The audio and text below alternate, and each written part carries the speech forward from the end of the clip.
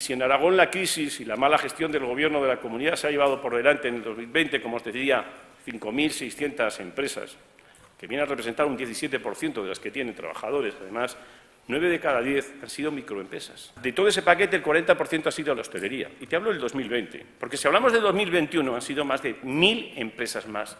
Estos son los datos reales. ¿Qué es lo que pedimos permanentemente? Gestión, gestión y gestión.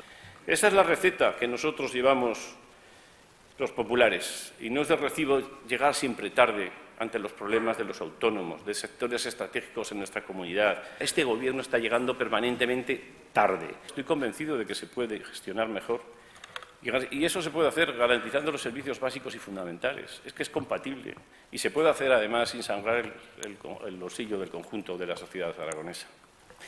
No puede ser, y no me cansaré de repetirlo, que seamos la primera comunidad autónoma en patrimonio, que seamos la segunda comunidad autónoma que más grava a los ciudadanos de toda España en IRPF y los primeros precisamente en el tramo más bajo. No puede ser que seamos la tercera en sucesiones y podríamos hablar de actos jurídicos documentados, de impuestos de transmisiones patrimoniales y podríamos hablar de muchas cosas.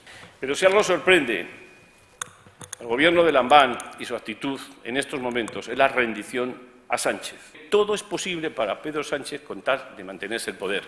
Pero hoy también reafirmo que todo es posible para Javier Lambán con tal de mantenerse en el poder. Esto de decir me voy a rebelar contra los privilegios de otras comunidades autónomas, como se le ocurre a Sánchez, darles algo que no nos dé a nosotros, pues muy bien, ya tuviste la oportunidad con el IVA en el 2017 y no tuviste valor mientras otros presidentes de otras comunidades autónomas lo hicieron. ¿Qué nos viene diciendo? Yo os puedo decir que estamos ante el fin de un ciclo de un Gobierno de conveniencia. Por mucho que quieran fingir, por mucho que quieran disimular, Sánchez y Lambán son lo mismo y son un problema para el conjunto de los ciudadanos. Y tenemos que trabajar desde el Partido Popular por revertir esta situación.